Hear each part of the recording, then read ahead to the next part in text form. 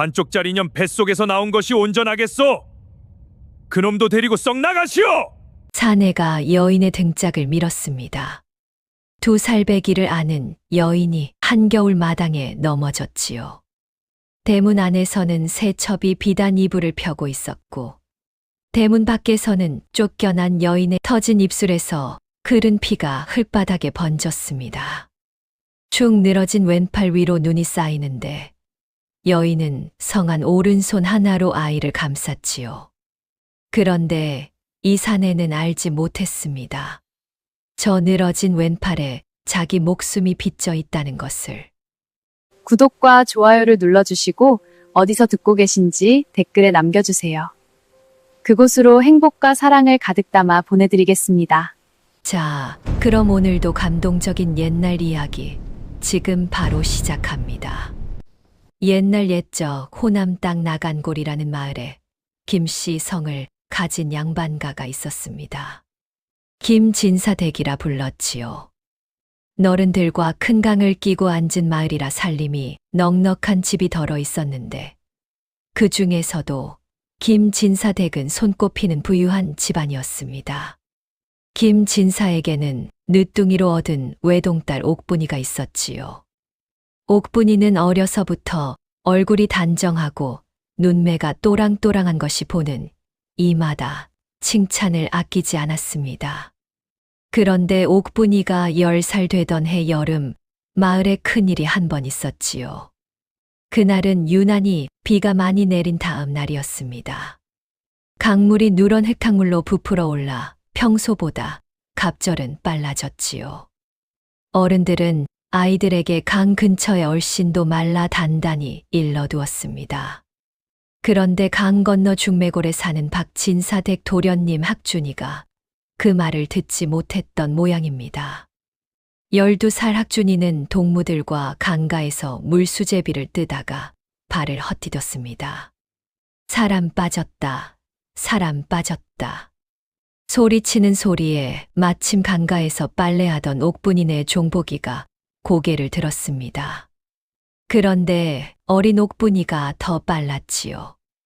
옥분이는 치맛자락 잡을 새도 없이 강물로 뛰어들었습니다. 그때만 해도 사내아이 못지않게 물질이 좋았던 옥분이었지요. 아씨, 아씨, 안 됩니다. 보기가 따라 들어가려 했지만 물살이 너무 셌습니다. 옥분이는 흙탕물 속에서 한참을 허우적댄 끝에 학준이의 옷자락을 붙잡았습니다. 학준이는 이미 정신을 잃은 뒤였지요. 옥분이는 한쪽 팔로 학준이의 허리를 끌어안고 다른 손으로 풀뿌리를 더듬어 잡았습니다. 그런데 그 순간이었습니다. 강바닥에 박혀있던 떠내려온 통나무 한 토막이 옥분이의 왼쪽 어깨를 정통으로 들이받았지요. 으악! 옥분이는 비명을 질렀지만 손을 놓지 않았습니다. 학준이를 끌어안은 그 팔이 통나무에 지시겨졌는데도 말이지요. 한참 후에야 어른들이 달려와 두 아이를 강 밖으로 끌어올렸습니다. 학준이는 정신을 잃은 채였고 옥분이는 왼팔이 축 늘어진 채로 정신만은 또렷했습니다. 아씨, 아씨 팔이, 팔이. 보기가 울며 매달렸지요.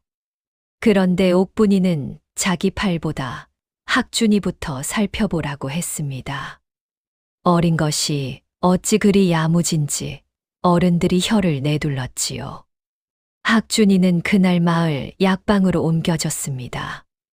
약방 주인은 박 의원이라 부르는 노인이었는데 솜씨가 좋기로 인근에 소문이 자자한 분이었지요. 박 의원은 학준이의 정신을 차리게 한 뒤 옥분이의 팔을 살폈습니다. 그러더니 한참을 만져보고는 한숨을 푹 쉬었지요.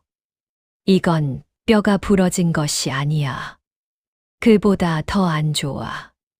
박 의원이 침통한 얼굴로 김진사를 바라보았습니다. 통나무에 어깨 안쪽 신경이 끊어진 듯합니다. 뼈가 붙어도 이 팔은 영영 쓸 수 없을 것이외다. 김진사의 얼굴이 하얗게 질렸지요. 외동딸이었습니다. 시집 보낼 일이 까마득해진 것입니다. 그런데 정작 정신을 차린 학준이는 그날의 일을 하나도 기억하지 못했습니다. 강에 들어간 것까지는 어렴풋이 떠올랐는데 누가 자기를 끌어올렸는지는 통 알지 못했지요. 박진사 댁에서는 종을 보내 김진사 댁에 인사를 차렸습니다만 그것은 어디까지나 형식이었습니다. 정작 자기 아들을 살린 사람이 누구인지, 그 어린 것의 팔이 어찌 되었는지 학준이는 끝내 알지 못한 채 자랐습니다. 세월은 흘러갔지요. 옥분이의 왼팔은 박 의원의 말대로 영영 늘어진 채 돌아오지 않았습니다. 어깨에서부터 손끝까지 힘이 들어가지 않으니 옷소매 속에서 그저 흔들릴 뿐이었지요. 옥분이는 어려서는 그 팔을 부끄러워했습니다. 또래 아이들이 외팔이라며 놀려댈 때마다 치맛자락 끝을 만지작거렸지요. 그런데 어머니가 늘 옥분이의 머리를 쓰다듬으며 이렇게 말했습니다. 내가 그 팔로 사람 하나를 살렸느니라. 부끄러워할 일이 아니다. 옥분이는 그 말을 가슴에 새겼습니다. 자라면서 점점 말수가 줄어들었고 그 대신 한 손으로 하는 일이 늘었지요. 한쪽 팔만으로 바느질을 하고 밥을 짓고 마당을 쓸었습니다. 그렇게 한 손으로 모든 것을 해내는 동안 옥분이의 눈매에는 뭔가 모를 단단한 빛이 어렸지요. 그런데 옥분이가 15살이 되던 해부터 김진사 댁의 어두운 그림자가 드리우기 시작했습니다. 김진사가 잘 알지 못하는 사람의 보증을 섰다가 큰 손실을 입었지요. 한 해 흉년까지 겹쳐놓은 절반이 남의 손에 넘어갔습니다. 그래도 김진사는 외동딸 옥분이의 혼수만은 줄이지 않으려 애를 썼지요. 우리 옥분이가 팔 하나 못 쓰는 것은 모두가 아는 일이다. 사람 됨됨이로 보지 못하는 자라면 지참금이라도 두둑해야 한다. 김진사는 그렇게 말하며 남은 논 마지기까지 정리해 300냥을 마련했습니다. 그 시절 300냥이라 하면 양반집 안방마님이 입이 떡 벌어질 만한 돈이었지요. 그것을 모두 옥분이의 지참금으로 묻어둔 것입니다. 옥분이가 18이 되었을 때 마침 강 건너 중매골 박진사 댁에서 매파가 들어왔습니다. 박진사 댁 외동아들 학준이의 혼처를 구한다는 것이었지요. 학준이라면 그 어릴 적에 강에 빠졌던 김진사가 매파에게 물었습니다. 매파는 그렇다고 고개를 끄덕였지요. 학준이도 그새 자라서 20살이 되었고 글공부도 곧잘 한다는 것이었습니다. 김진사는 잠시 망설였습니다. 옥분이의 팔이 어찌 된 사연인지 박진사 댁이 모를 리 없을 텐데 어찌 혼담을 넣어왔는지 알 수가 없었던 것이지요. 그런데 매파의 말이 뜻밖이었습니다. 실은 박진사 댁 도련님이 처음에는 한쪽 팔 못 쓰는 신부는 못 받겠다 하셨습지요. 매파는 입을 가리고 한숨을 쉬었습니다. 그런데 지참금 300냥이라는 말씀에 마음을 돌리셨다더이다. 박진사 댁도 요즘 살림이 신통치 않으셔서 김진사의 입이 굳어졌지요. 외동딸을 돈 보고 데려가겠다는 말이 어찌 곱게 들리겠습니까? 그런데 김진사는 곧 한숨을 길게 내쉬었습니다. 어차피 옥분이의 팔이 그 모양인 한 어느 자리든 자기 마음에 꼭 드는 혼처를 찾기는 글렀다는 것을 알고 있었기 때문이지요. 내 딸을 잘 보살펴만 준다면야. 김진사는 결국 그렇게 말끝을 흐렸습니다. 그렇게 혼담은 성사되었지요. 옥분이는 부모님이 정해 주신 대로 따랐습니다. 한 번도 신랑에 대해 묻지 않았지요. 그런데 시집 가던 날 가마에서 내려 처처를 올리는 자리에서 옥분이는 그만 숨이 멎을 뻔했습니다. 신랑의 얼굴, 그 이마와 눈매가 어쩌면 그리도 낯이 익은지요. 옥분이는 홀레상 너머로 그 사내의 얼굴을 가만히 바라보았습니다. 8배 전 강가에서 끌어올렸던 그 아이, 흙탕물에 떠밀리던 그 얼굴이 거기에 있었지요. 세상에 이런 일도 있는가? 옥분이는 속으로 그렇게 외쳤습니다. 그런데 학준이는 신부의 얼굴을 흘끗 보고는 곧장 시선을 떨궜지요. 신부의 늘어진 왼팔이 못마땅한 것이 분명했습니다. 옥분이는 그제야 알았습니다.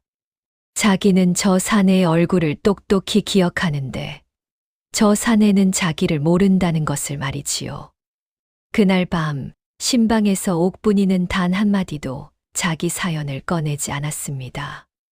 학준이가 옥분이의 왼팔을 못마땅하게 흘끔거리는 동안 옥분이는 그저 고개를 살짝 숙이고 있었지요.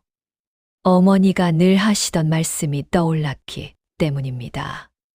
내가 그 팔로 사람 하나를 살렸느니라. 그렇다면 그 사람 앞에서 그 팔을 자랑할 일은 더더욱 아니었지요. 옥분이는 그렇게 생각했습니다.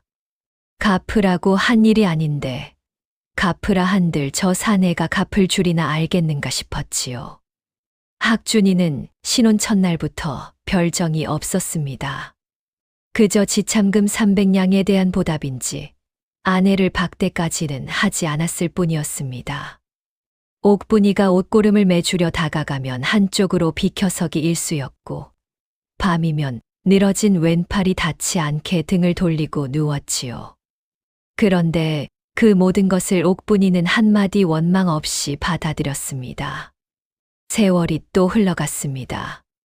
옥분이가 시집 온 지 1해가 지나고 2해가 지났지요. 그동안 시어머니께서는 며느리의 일거수일투족을 지켜보고 계셨습니다. 며느리가 한쪽 팔만으로 어찌 그리도 야무지게 살림을 꾸리는지, 아들이 박정하게 굴어도 어찌 한마디 원망이 없는지 모든 것을 보고 계셨지요. 옥분이가 시집 온 지 1해가 지난 어느 봄날이었습니다. 시어머니가 옥분이를 안방으로 부르셨지요. 그러고는 자그마한 함을 하나 내미셨습니다. 함 안에는 은으로 만든 작은 장도 하나가 놓여 있었습니다. 이게 뭐옵니까, 어머님? 옥분이가 조심스레 여쭈었지요. 시어머니는 옥분이의 성한 오른손에 은장도를 쥐어주셨습니다. 이 집안 며느리 증표다. 시어머니에게서 며느리에게로만 전해지는 것이지. 내 시어머니께서 내게 주셨고 이제 내가 너에게 주마. 옥분이의 눈가가 살짝 젖어들었습니다. 한 번도 며느리 대접을 제대로 받아본 적이 없는 옥분이었지요. 그런데 시어머니는 옥분이의 손을 2손으로 꼭 감싸 주셨습니다. 아가, 내가 한마디만 일러두마. 시어머니의 음성이 낮고 깊었지요. 사람의 빚이라는 것이 묘한 것이어서 갚지 못할 듯한 빚도 언젠가는 갚게 되어 있느니라. 학준이가 너에게 진 빚도 그러하다. 지금은 저 아이가 모르나 알게 되는 날이 반드시 오느니라. 옥분이는 깜짝 놀라 시어머니를 바라보았습니다. 시어머니가 어찌 그 일을 아시는지요. 그런데 시어머니는 빙그레 웃기만 하셨습니다. 네, 다 안다. 며느리 들이는 어미가 어찌 며느리 사연을 모르겠느냐. 옥분이는 그 자리에서 그만 무릎이 꺾일 뻔했습니다. 한 번도 입 밖에 내본 적 없는 그 일을 시어머니가 알고 계셨던 것이지요. 시어머니는 옥분이의 등을 토닥이며 다시 말씀하셨습니다. 빚을 갚으라 재촉하지 말고 알리려고도 말 거라. 사람의 마음이라는 것은 스스로 깨우쳐야 하는 법이니라. 갚을 사람은 언젠가 알아서 갚게 되고 갚지 못할 사람은 결국 더 큰 것을 잃게 되어 있느니라. 옥분이는 고개를 떨군 채 한참을 말이 없었습니다. 가슴 깊은 곳에서 무언가 뜨거운 것이 차오르는 듯했지요. 시어머니는 옥분이의 손에 쥔 은장도를 다시 한 번 꼭 감싸 쥐어 주셨습니다. 이 장도가 너를 지킬 것이다. 그리고 언젠가 내 빚이 누구의 것인지 세상이 알게 되는 날에도 너와 함께 있을 것이다. 옥분이는 그제야 눈물 한 방울을 떨구었지요. 그날 이후로 옥분이는 그 은장도를 늘 품에 지녔습니다. 시어머니의 말씀도 가슴 한구석에 깊이 묻어두었지요. 학준이가 박정하게 굴 때마다, 사람들이 외팔이라 수군거릴 때마다 옥분이는 가만히 그 장도를 만지작거렸습니다. 그러면 시어머니의 음성이 들려오는 듯했지요. 갚을 사람은 언젠가 알아서 갚게 되고, 갚지 못할 사람은 결국 더 큰 것을 잃게 되어 있느니라. 옥분이는 그때까지 그 말의 무게가 얼마나 무거운지 알지 못했습니다. 그저 시어머니의 따뜻한 말씀으로만 새겨두었지요. 그런데 그 말이 어떻게 현실이 되는지 옥분이가 깨닫게 되는 날은 그로부터 10수년이 지난 한겨울이었습니다. 옥분이의 시집살이는 겉으로 보면 평탄했습니다. 그런데 안을 들여다보면 그렇지 않았지요. 학준이는 옥분이의 늘어진 왼팔을 끝내 받아들이지 못했습니다. 사랑채에 손님이 와도 안채에서 음식만 보낼 뿐 절대 옥분이를 내보내지 않았지요. 잔치에 부부가 함께 가야 할 일이 있으면 학준이는 늘 핑계를 대고 혼자 갔습니다. 부인은 몸이 약해서 멀리 다닐 수가 없구려. 학준이는 사람들 앞에서 그렇게 둘러대고는 했지요. 그러면서도 안에서는 옥분이의 살림 솜씨에 의지해 살았습니다. 옥분이가 한 손으로 매만진 옷이 그 어떤 안방마님이 두 손으로 한 것보다 정갈했고, 옥분이가 차린 밥상이 입맛에 맞지 않은 적이 한 번도 없었지요. 그런데 학준이는 그것을 인정하지 않았습니다. 이 정도야 누구나 하는 일 아니오. 그런 식이었지요. 옥분이는 한마디도 대꾸하지 않았습니다. 그저 다음 날에도 그 다음 날에도 똑같이 한 손으로 살림을 꾸렸지요. 학준이의 성격은 한마디로 체면을 목숨처럼 여기는 사람이었습니다. 박진사의 외동아들로 자라면서 어려서부터 도련님 도련님 소리를 듣고 컸으니 누가 자기를 알아주지 않으면 견디지 못했지요. 그런데 정작 자기 실력으로 무엇을 이루어낸 것은 없었습니다. 글공부도 어중간하고 무예도 어중간하고 그저 양반집 자제라는 이름표 하나로 살아가는 사람이었지요. 그러다 보니 학준이는 한양에 자주 드나들었습니다. 시골에서 답답하다며 보찜을 싸들고 한양 친구들 집에 가서 며칠씩 머물다 돌아오는 것이 일이었지요. 그때마다 박진사 댁 살림에서 돈이 한 푼씩 빠져나갔습니다.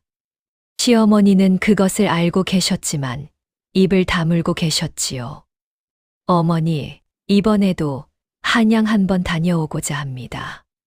학준이가 그렇게 인사를 올리면 시어머니는 한숨을 푹 쉬고 돈주머니를 내주셨습니다. 가더라도 길게 머물지는 말거라. 예, 어머니. 잠깐만 다녀오겠습니다. 그런데 잠깐이라던 학준이는 늘 보름이고 한 달이고 머물다 돌아왔지요. 그동안 옥분이는 한 번도 학준이의 행적을 묻지 않았습니다. 다녀오라는 말도 잘 다녀왔느냐는 인사도 그저 평소처럼 짧게 건넬 뿐이었지요. 학준이는 그것이 또 마음에 들지 않았습니다. 부인은 어찌 사내가 길 떠나는데 한마디 걱정도 없소. 학준이가 그렇게 비꼬듯 말하면 옥분이는 가만히 고개를 숙였습니다. 걱정한다고 가시는 길이 편해지오리까. 무사히 다녀오시는 것이 제 바람입니다. 옥분이의 음성은 늘 담담했지요.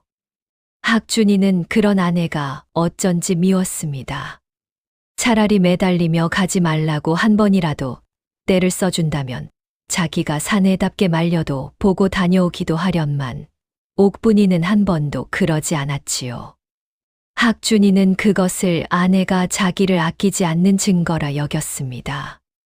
그런데 사실 옥분이는 마음속으로 학준이가 무사히 돌아오기만을 빌고 있었지요. 다만 그것을 입 밖에 내지 않을 뿐이었습니다. 세월은 또 흘러갔습니다. 옥분이가 시집 온 지 7해가 되던 봄, 시어머니께서 자리에 누우셨지요. 그동안 잔병치레가 잦으셨던 터에 그해 봄에는 도통 자리에서 일어나지 못하셨습니다. 박 의원이 강 건너에서 와서 진맥을 짚어보고는 고개를 저었지요. 기력이 다하셨습니다. 마음의 준비를 하셔야겠습니다. 학준이는 그제야 한양 출입을 멈추었습니다. 어머니의 병상을 지키며 사흘 밤낮을 곁을 떠나지 않았지요. 그런데 시어머니는 학준이가 드리는 약사발은 모두 마다하셨습니다. 오직 옥분이가 한 손으로 받쳐 든 약사발만 받아 드셨지요. 어머니, 어찌 제 약은 받지 않으십니까? 학준이가 서운한 듯 여쭈면 시어머니는 가만히 웃으실 뿐이었습니다. 내 약이 약하구나. 며느리, 약이 더 잘 듣는다. 학준이는 그것이 말도 안 된다는 듯 입을 비죽였지요. 그런데 며칠 뒤 시어머니께서 옥분이만 따로 부르셨습니다. 학준이가 잠시 사랑채로 자리를 비운 새였지요. 시어머니는 옥분이의 손을 잡으셨습니다. 그 손은 이미 차게 식어가고 있었지요. 아가. 시어머니의 음성이 가늘었습니다. 내가 떠나면 이 집은 더 어려워질 게다. 학준이가 한양 출입을 더 자제할 게야. 옥분아, 잘 들어두거라. 옥분이는 시어머니의 손을 두 손으로 감싸 쥐었지요. 성한 오른손과 늘어진 왼손이 함께 시어머니의 손을 덮었습니다. 그날이 오느니라. 학준이가 너에게 진 빚이 무엇인지를 알게 되는 그날이. 그리고 그날에는 학준이가 너에게 빚진 것보다 훨씬 더 큰 것을 잃게 될 것이다. 옥분이는 가슴이 철렁 내려앉았지요. 시어머니의 말씀이 어찌 그리 무거운지요. 어머님, 무슨 그런 말씀을. 내 마음은 이미 다 보았다. 학준이가 어떤 사람인지도, 너 옥분이가 어떤 사람인지도. 사람의 가치는 태어남이 아니라 살아감에 있느니라. 옥분아, 명심하거라. 옥분이는 두 눈에서 눈물이 또르르 흘렀습니다. 시어머니의 손이 가만히 옥분이의 뺨을 쓸었지요. 내가 가진 그 은장도 잊지 말고 늘 품에 지녀라. 그것이 너를 지킬 것이고 언젠가는 내 자식도 지킬 것이다. 제 자식이라니요? 옥분이는 그때 자식이 없었습니다. 시집 온 지 7해가 되도록 아이가 들어서지 않아 마음 한구석이 무거웠던 옥분이었지요. 그런데 시어머니는 빙그레 웃으셨습니다. 올해 안에 너에게 자식이 들어선다. 내가 떠나기 전에 아이 들어선 것을 한 번 보고 가지 못하는 것이 안타깝구나. 옥분이는 그 말씀이 무엇을 뜻하는지 알 수 없었습니다. 그저 시어머니의 마지막 음성으로만 들었지요. 그날 밤 시어머니는 조용히 눈을 감으셨습니다. 박진사댁 안방에 등불이 사흘 밤을 켜져 있었고 사흘째 되던 날 새벽에 등불이 꺼지자 시어머니의 숨도 함께 꺼졌지요. 장례를 치르는 동안 학준이는 효자 노릇을 하느라 정신이 없었습니다. 곡을 하고 절을 하고 손님을 맞느라 사흘 밤을 한숨도 못 잤지요. 그런데 옥분이는 안채에서 시어머니의 마지막 옷을 손수지었습니다. 한 손으로 바느질을 하면서 옥분이는 자꾸 시어머니의 마지막 말씀을 떠올렸지요. 사람의 가치는 태어남이 아니라 살아감에 있느니라. 장례가 끝난 뒤 학준이는 어머니를 잃은 슬픔을 한양에서 달랜다며 다시 보찜을 쌌습니다. 옥분이는 그날도 한마디 만류하지 않았지요. 그저 학준이의 도포 끝을 한번 바로잡아주고 대문 앞까지 배웅을 나갔을 뿐이었습니다. 부인, 살림 잘 부탁하오. 학준이가 그렇게 말하고는 떠났습니다. 그런데 그날 옥분이는 시어머니의 말씀대로 몸에 변화가 있는 것을 느꼈지요. 처음에는 그저 입덧인가 했는데 박 의원이 와서 진맥을 짚어보고는 환하게 웃었습니다. 부인께서 회임을 하셨습니다. 어머님이 떠나시면서 좋은 소식 하나를 두고 가셨군요. 옥분이는 그 자리에서 한참을 흐느꼈지요. 시어머니가 마지막에 그것을 미리 아셨던 것이 떠올랐기 때문입니다. 한양에 있던 학준이에게도 기별이 갔습니다. 그런데 학준이의 답시는 무덤덤했지요. 그러하오. 잘 보살피시오. 그뿐이었습니다. 한양 일을 마치고 돌아와서야 학준이는 옥분이의 배를 한번 슬쩍 보았을 뿐이지요. 그런데 옥분이는 그것을 서운해하지도 않았습니다. 시어머니가 떠나신 빈자리를 채우려는 듯 옥분이는 뱃속의 아이에게 모든 정성을 쏟았지요. 10달이 지난 늦은 가을, 옥분이는 사내 아이를 낳았습니다. 박 의원이 직접 받아준 아이였지요. 박 의원은 갓 태어난 아이를 옥분이의 가슴에 올려주며 말했습니다. 부인, 사내 아이입니다. 눈매가 어머니를 꼭 닮았군요. 옥분이는 한 손으로 아이의 작은 등을 어루만졌습니다. 그리고 가만히 속삭였지요. 내 새끼야. 내 새끼야. 학준이는 그날 한양에 가 있었습니다. 사흘 뒤에야 돌아와서는 아이의 얼굴을 흘끗 보고 갔지요. 그러더니 사랑채에 가서 친구들에게 자랑을 한답시고 자리를 비웠습니다. 그날 밤 옥분이는 아이에게 석이라는 어릴 적 이름을 지어주었지요. 학준이가 정식 이름은 한참 뒤에 짓겠다고 했기에 아명만이라도 붙여둔 것이었습니다. 옥분이는 그 어린 손가락에 자기 손가락을 살며시 쥐어주었습니다. 석이야.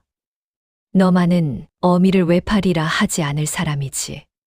석이는 까만 눈을 깜빡거리며 어미를 올려다보았지요. 옥분이는 그제야 처음으로 활짝 웃었습니다. 시집 온 지 8회 만에 처음 짓는 마음 깊은 웃음이었지요. 그런데 옥분이가 모르는 사이에 학준이의 한양 출입은 점점 더 잦아지고 있었습니다. 어머니가 돌아가신 뒤 박진사 댁의 살림은 옥분이의 친정에서 가져온 지참금에 거의 의존하고 있었지요. 그 지참금이 학준이의 한양 출입에 야금야금 사라지고 있다는 것을 옥분이는 알지 못했습니다. 학준이가 한양에서 누구를 만나고 다니는지도 모르고 있었지요. 옥분이는 그저 석이를 키우는 데에만 마음을 쏟았습니다. 석이는 한 손으로 어미가 어찌 그리도 야무지게 자기를 돌볼 수 있는지 신기해하는 듯 했지요.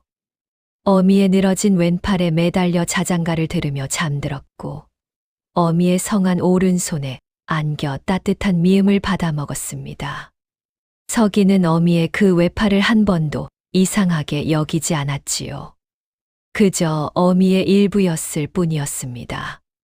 석이가 1살이 되던 해, 봄이 막 지나고 여름이 다가올 무렵이었습니다. 학준이가 한양에서 3달 만에 돌아왔지요. 그런데 학준이의 곁에는 처음 보는 여인 하나가 함께 있었습니다. 가마에서 내린 그 여인은 갸름한 얼굴에 붉은 입술이 도드라졌고 연분홍 저고리에 옥색 치마가 한낮의 햇살에 반짝였지요.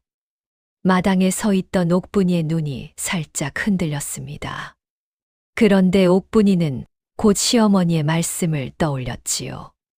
사람의 빚이라는 것이 묘한 것이어서 갚지 못할 듯한 빚도 언젠가는 갚게 되어 있느니라.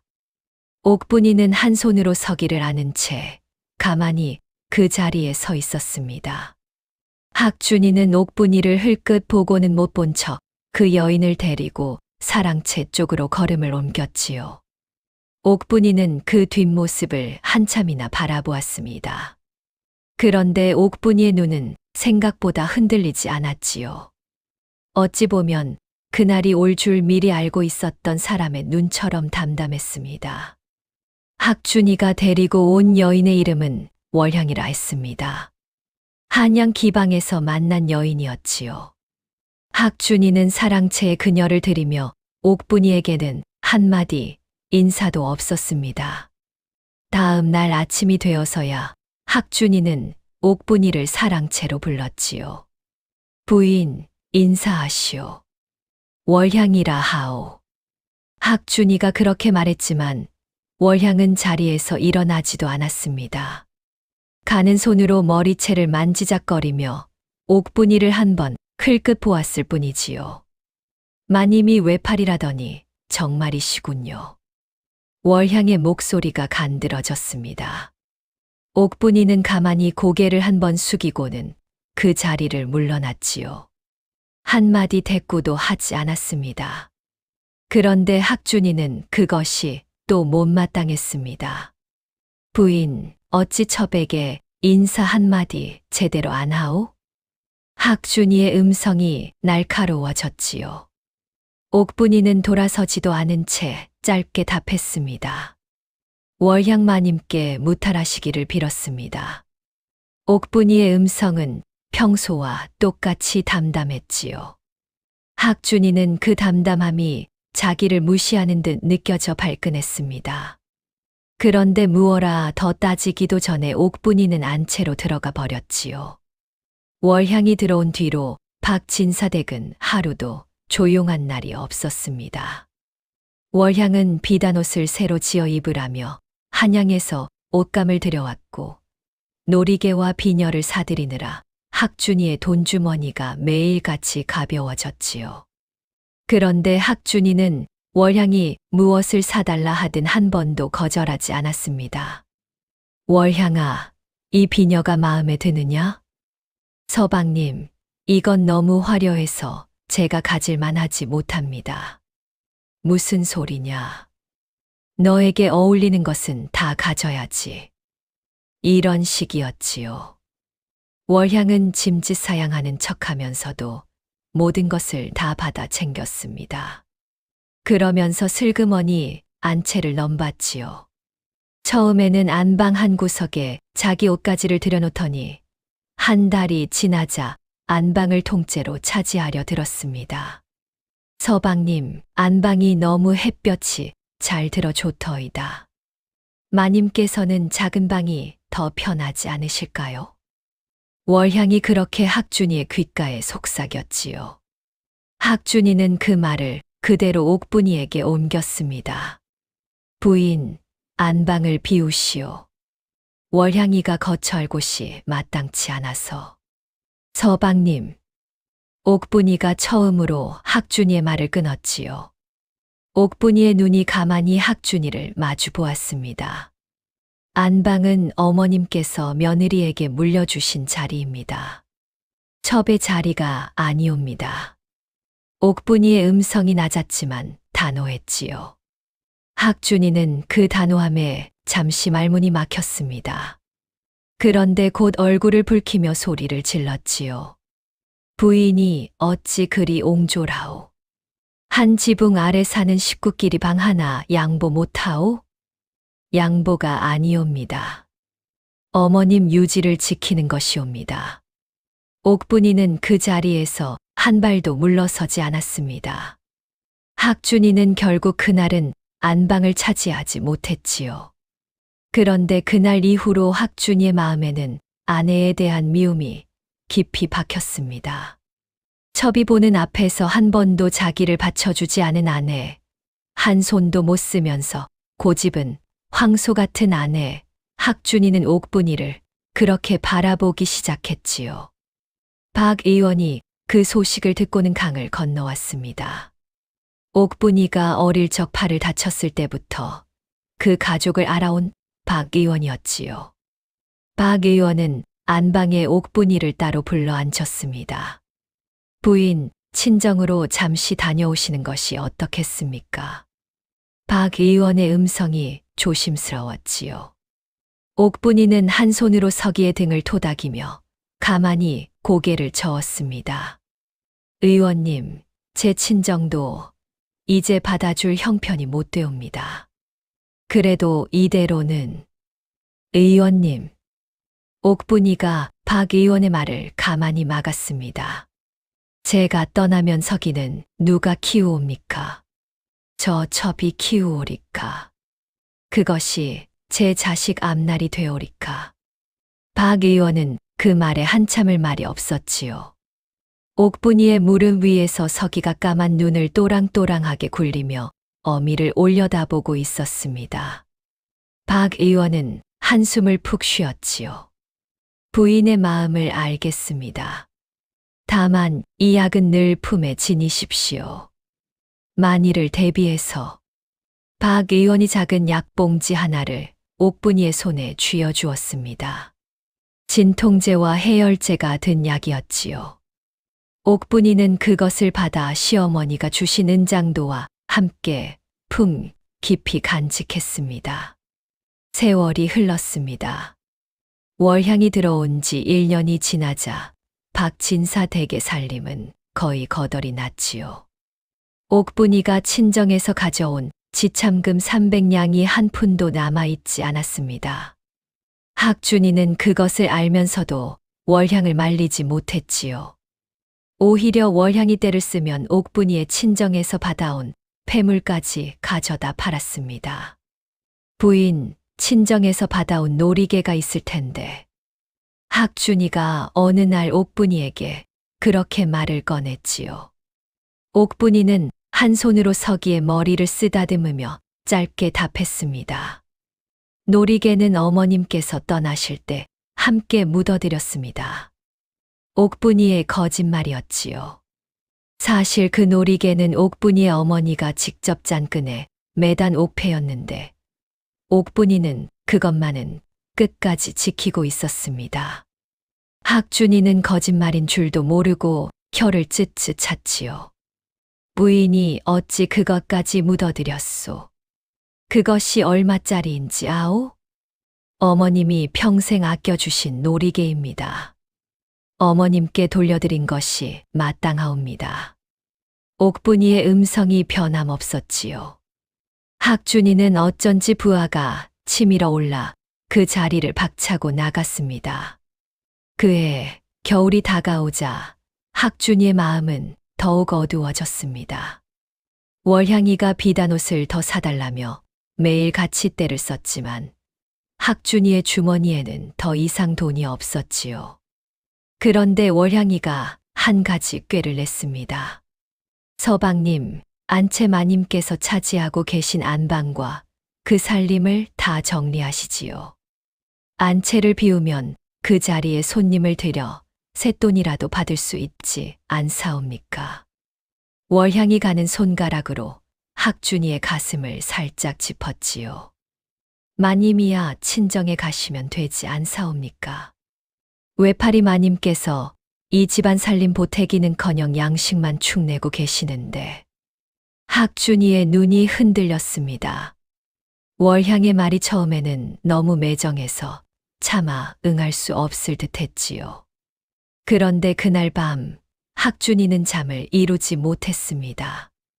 월향의 말이 자꾸 머릿속을 맴돌았지요. 옥분이가 친정에서 가져온 지참금이 다 떨어진 마당에 옥분이가 이 집에 있을 이유가 무엇인가? 학준이는 그렇게 자기를 합리화했습니다. 며칠 뒤 학준이는 옥분이를 사랑채로 불렀습니다. 옥분이는 2살배기 서기를 한 손으로 안은 채 사랑채 마루에 앉았지요. 학준이가 한참을 뜸을 들이다가 입을 열었습니다. 부인, 친정에 다녀오시는 것이 어떻겠소? 무슨 일로 말씀이옵니까? 옥분이가 평소와 다름없는 음성으로 되물었지요. 학준이는 시선을 피하며 말을 이었습니다. 이 집 살림이 어렵소. 부인이 친정에 잠시 가 계시면 우리도 한숨 돌리고. 서방님. 옥분이가 학준이의 말을 가만히 끊었습니다. 옥분이의 음성이 처음으로 가늘게 떨렸지요. 제 친정에서 가져온 300냥이 어찌 되었는지 한 번이라도 헤아려 보신 적이 있으시옵니까?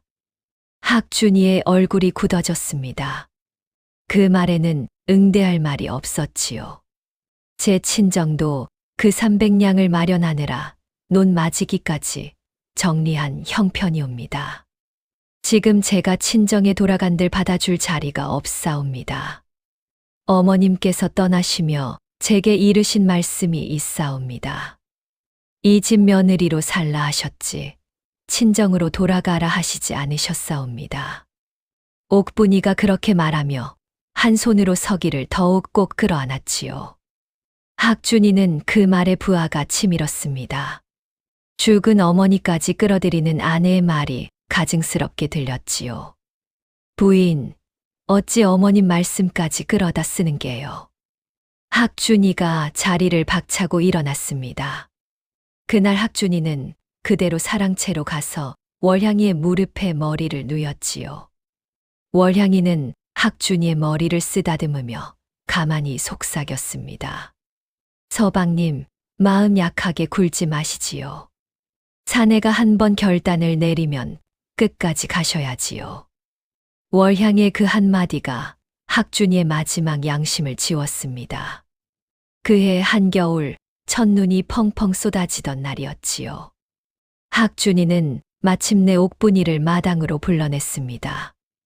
월향이가 안방에서 비단 이불을 펴는 사이 학준이는 옥분이의 등을 사정없이 떠밀었지요.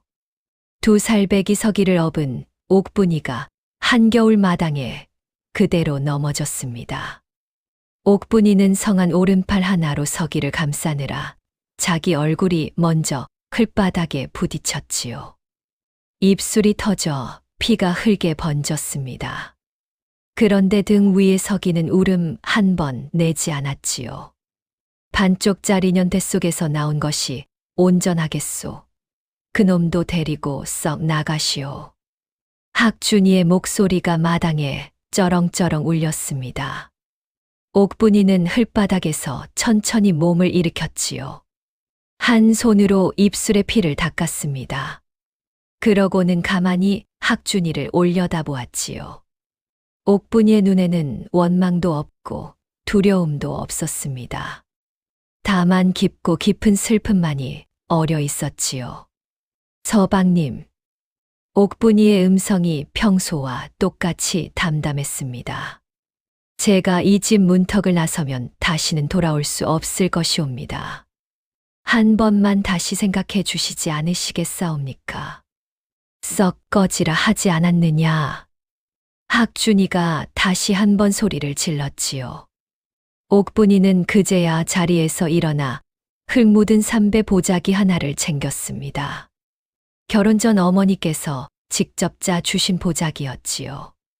옥분이는 그 안에 시어머니께서 주신 은장도 하나만을 넣었습니다. 그리고 박 의원이 주신 약봉지를 풍 깊이 넣었지요. 옥분이는 한 번도 뒤를 돌아보지 않았습니다. 등에 업은 서기를 다시 한 번 추슬러 안고는 한겨울 눈길 위에 발자국을 남기며 대문 밖으로 걸어 나갔지요. 대문이 닫히는 소리가 칼날처럼 등 뒤에서 울렸습니다. 그런데도 옥분이는 걸음을 멈추지 않았지요. 마을 어귀를 지나며 옥분이는 처음으로 가만히 속삭였습니다. 등에 업힌 서기만이 들을 수 있는 작은 음성이었지요. 서기야, 어미가 너 하나만 꼭 지킬 것이다. 어미 말 알겠느냐? 서기는 까만 눈을 깜빡거리며 어미의 어깨에 작은 얼굴을 묻었습니다. 그날 옥분이의 등 뒤로는 첫눈이 그치지 않고 내렸지요.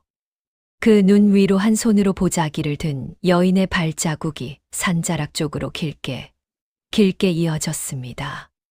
옥분이가 처음 향한 곳은 친정이었습니다. 발이 얼어 감각이 없는 채로 강을 건너 친정 마을 나간골에 닿았지요. 그런데 친정 대문 앞에 다다른 옥분이는 차마 두드릴 수가 없었습니다. 친정의 사정을 누구보다 잘 알았기 때문이지요. 그동안 풍문에 들리는 친정 소식은 점점 어두워지기만 했습니다.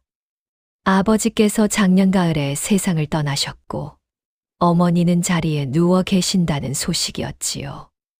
외숙부 댁에서 친정 살림을 봐주는데 외숙부 또한 살림이 빠듯한 형편이라 했습니다. 옥분이가 대문 앞에서 한참을 망설이고 있을 때 마침 친정 살림을 돕던 늙은 종 하나가 물을 길러 나왔습니다. 옥분이를 보더니 그만 그 자리에 주저앉아 울었지요. 아씨가 어찌 이런 모습으로. 쉿. 어머님께는 알리지 마시게.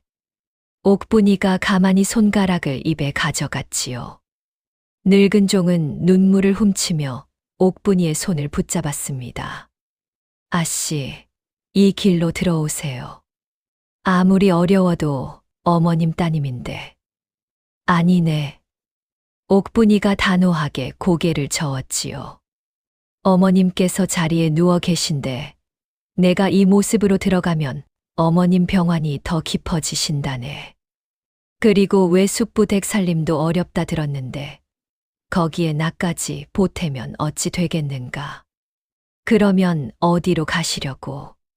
산자락에 빈 움막이 하나 있다 들었네. 거기에 잠시 의지해볼까 하네. 늙은 종이 그제야 깨달은 듯 황급히 광에서 곡식 자루 하나를 들고 왔습니다. 옥분이는 그것마저도 받지 않으려 했지만 늙은 종이 한사코 등에 엎인 서기의 손에 쥐어주었지요. 아씨, 이거라도 가져가세요. 어머님께는 제가 잘 둘러대겠습니다. 옥분이는 그제야 한 손으로 자루를 받아 들었습니다. 그러고는 친정 대문을 등지고 산자락 쪽으로 걸음을 돌렸지요. 한 번도 뒤를 돌아보지 않았습니다. 산자락에 들어선 옥분이는 마을에서 제법 떨어진 골짜기에 자리를 잡았습니다. 예전에 약초꾼 하나가 살다가 떠났다는 빈 움막이 하나 있었지요. 지붕은 절반이 내려앉아 있었고 흙벽은 군데군데 무너져 있었습니다. 옥분이는 한 손으로 마른 풀을 모아 지붕을 덮었지요. 한 손으로 흙을 이겨 벽에 발랐습니다. 한쪽 팔이 늘어져 있으니 2배의 시간이 걸렸지만 옥분이는 사흘 만에 그 움막을 사람이 지낼 수 있는 곳으로 만들어냈습니다. 산골의 첫 밤이었지요. 옥분이는 등에 엎여 잠든 서기를 가만히 무릎 위에 내려놓았습니다. 작은 등불을 밝히고 품에서 시어머니의 은장도를 꺼냈지요. 그 은장도를 두 손으로 한참을 매만졌습니다. 어머님.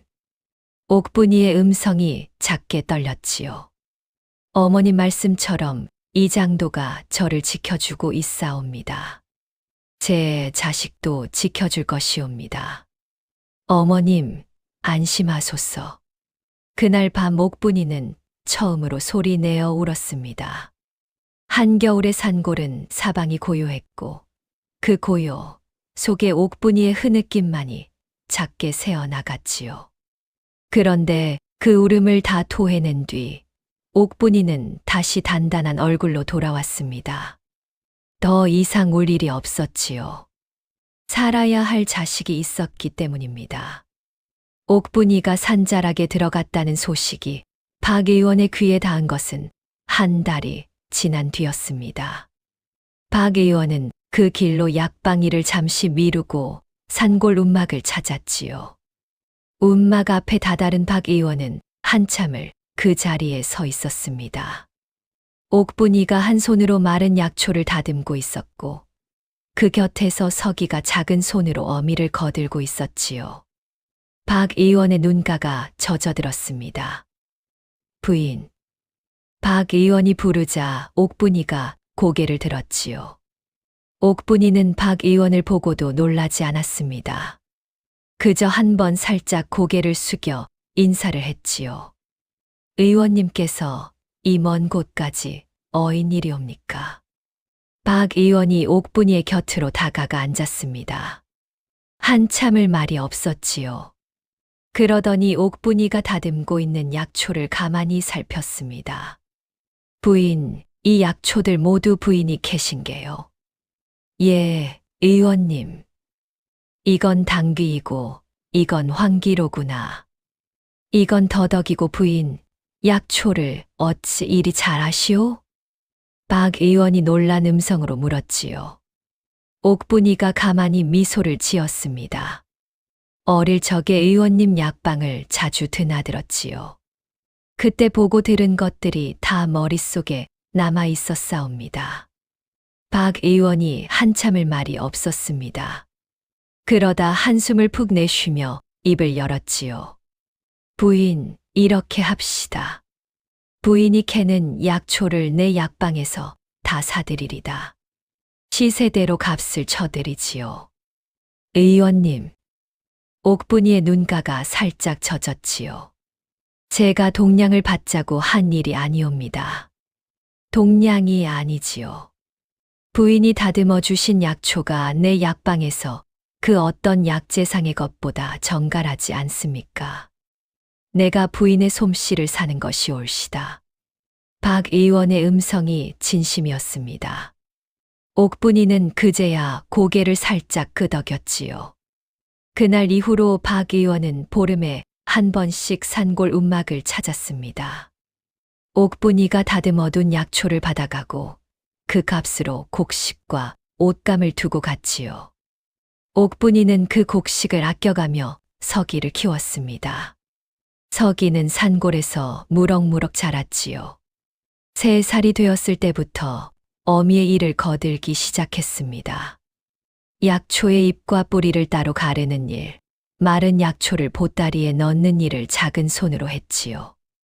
어미의 늘어진 왼팔을 서기는 한 번도 이상하게 보지 않았습니다. 어느 날 어미가 한 손으로 빨래를 짜는 모습을 가만히 보던 서기가 갑자기 입을 열었습니다. 어머니 왼팔은 잠을 자고 있는 거지요? 옥분이가 깜짝 놀라 서기를 바라보았지요. 어찌 그리 생각하느냐? 잠자는 아이는 깨우면 안 된다고 어머니가 그러셨잖아요. 그래서 어머니가 왼팔을 깨우지 않고 살살 들고 다니시는 거지요? 옥분이의 가슴이 뜨거워졌습니다. 한 손으로 서기를 끌어안고 한참을 그 자리에 앉아 있었지요. 그러고는 가만히 속삭였습니다. 그래, 서기야. 어미 왼팔이 자고 있는 거란다. 그래도 어미는 한 손으로 너 하나는 거뜬히 키울 수 있단다. 저도 어머니 거들 거예요. 서기가 그렇게 야무진 음성으로 답했지요. 서기가 5살이 되던 해봄, 옥분이가 약초를 캐러 산을 오르다 한 번 발을 헛디뎠습니다. 한쪽 팔이 늘어져 있으니 균형을 잡기가 어려웠지요. 그날 옥분이는 다리를 절뚝이며 움막으로 돌아왔습니다. 박 의원이 마침 그날 약초를 받으러 왔다가 옥분이의 다친 발목을 발견했지요. 부인, 산을 오를 때마다 위험합니다. 이러다 큰일 납니다. 박 의원이 침통하게 말했지요. 그러더니 한참을 생각하다가 입을 열었습니다. 부인, 이 산자락 너머에 은암사라는 절이 있습니다. 그 주지스님이 내 오랜 벗인데 학식이 깊은 분이지요. 서기를 그 절에 한번 보내보시는 것이 어떻겠습니까? 옥분이의 손이 멈칫했지요. 제 자식을 절에 맡기라는 말씀이옵니까? 맡기라는 것이 아닙니다. 글 공부를 시키시라는 것이지요. 서기가 영민한 아이인 것은 부인도 아실 텐데 산골에서 약초만 만지게 두기에는 아깝지 않습니까? 옥분이는 한참을 말이 없었습니다. 그러더니 가만히 고개를 끄덕였지요. 의원님 말씀이 맞사옵니다. 제 자식을 산골에 묶어둘 수는 없지요. 며칠 뒤 박 의원이 직접 서기를 데리고 은암사로 향했습니다. 옥분이도 산길을 함께 올랐지요. 은암사의 주지스님은 노승이었는데 흰 수염이 가슴까지 내려오는 분이었습니다. 주지스님은 서기의 얼굴을 한참을 들여다보았지요. 이 아이의 이마가 시원하구나. 눈매가 어머니를 닮았는데 그 눈빛이 보통이 아니로다. 주지스님이 서기의 머리를 쓰다듬으셨습니다. 그러더니 옥분이를 향해 합장을 하셨지요. 보살님, 이 아이를 절에서 거두지요. 그를 가르치고 도리를 가르치겠습니다. 스님. 옥분이가 한 손을 모아 합장했지요. 옥분이의 음성이 떨렸습니다. 이 아이에게 정식 이름이 없사옵니다. 어릴 적 이름 서기로만 불려왔습니다. 스님께서 이름을 지어주시지 않으시겠습니까? 주지 스님이 빙그레 웃으셨습니다. 서기의 얼굴을 한참을 들여다보더니 입을 여셨지요. 이 아이의 이름을 한수라 하지요. 사내답게 큰 강물 한자 한과 빼어날 수자를 쓰리다. 큰 물에서 나는 빼어난 사람이 되라는 뜻이 옳시다. 옥분이가 깊이 고개를 숙였습니다. 큰 물에서 나는 빼어난 사람, 그 말이 옥분이의 가슴을 두드렸지요. 서기는 그날부터 한수라는 이름으로 불렸습니다. 한수는 절에서 3위로 자라며 글을 배우기 시작했지요. 한 달에 2번씩 산을 내려와 어미를 보러 왔습니다. 그때마다 한수는 자기가 배운 글자를 어미에게 보여주었지요. 어머니, 오늘은 천자문 둘째 줄까지 다 외웠습니다.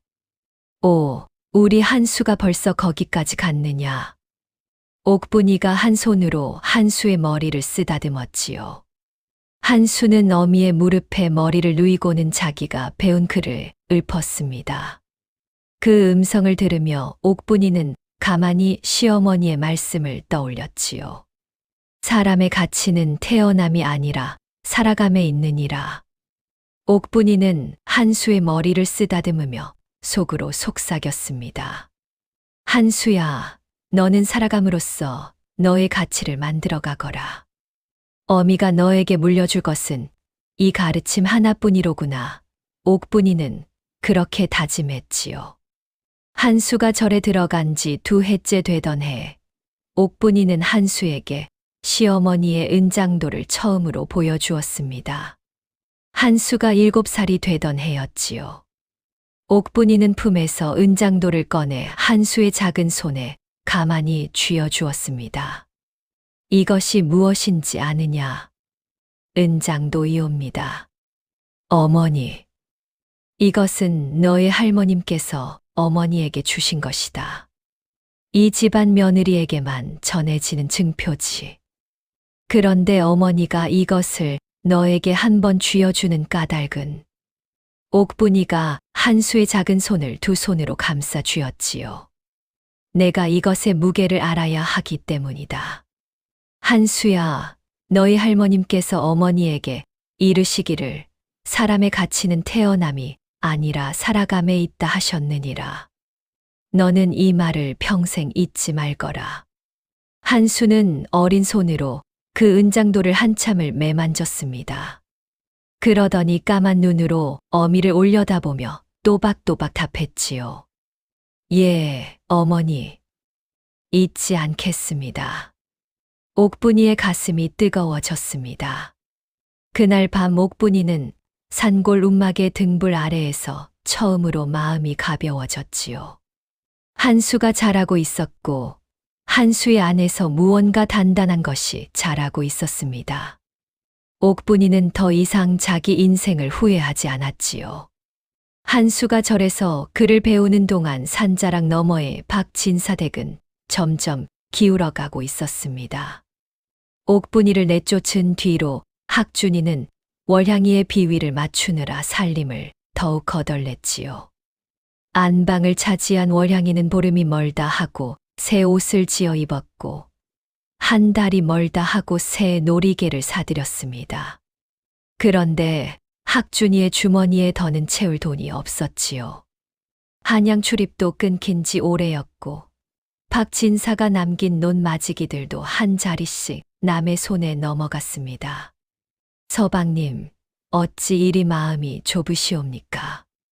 비단 한 필 사주실 그릇이 못 되시옵니까? 월향이가 한 번씩 그렇게 학준이를 들볶았지요. 학준이는 어쩔 줄을 몰라 했습니다. 월향아, 살림이 어렵구나. 잠시만 참아다오. 잠시만이라 하시는 것이 한두 해째이옵니다. 마님 들어오시기 전에는 이 집이 이 정도는 아니지 않으셨사옵니까? 월향이의 그 한마디에 학준이의 눈이 흔들렸지요. 그런데 학준이는 옥분이가 떠난 뒤로 살림이 어려워졌다는 것을 인정하고 싶지 않았습니다. 어떻게든 다른 핑계를 대보려 했지요. 흉년이 들어 그러는 게다. 흉년이라 하시는데 옆집 김진사댁은 곳간이 그득하다 들었사옵니다. 월향이가 가시처럼 톡 쏘았지요. 학준이는 더는 할 말이 없어 자리를 박차고 나갔습니다. 그러는 사이 산골에서는 한수가 한 해 한 해 자라고 있었습니다. 한수가 10살이 되던 해에는 천자문을 모두 떼었고 12살에는 사서삼경에 손을 대기 시작했지요. 주지스님은 한수의 영민함에 혀를 내둘렀습니다. 보살님, 이 아이는 보통 아이가 아닙니다. 큰 그릇이지요. 한양에 가서 큰 스승 밑에서 더 배우게 해야 할 그릇입니다. 주지스님이 옥분이에게 그렇게 말씀하셨지요. 그런데 옥분이는 한참을 망설였습니다. 한양에 가려면 노자가 필요한데 산골에서 약초를 캐고 박 의원에게 넘겨받는 곡식만으로는 어림도 없었지요. 한수가 12살이 되던 해 가을, 옥분이는 끝내 큰 결정을 내렸습니다. 시어머니께서 주신 은장도를 박 의원의 약방에 가서 팔겠다는 것이었지요.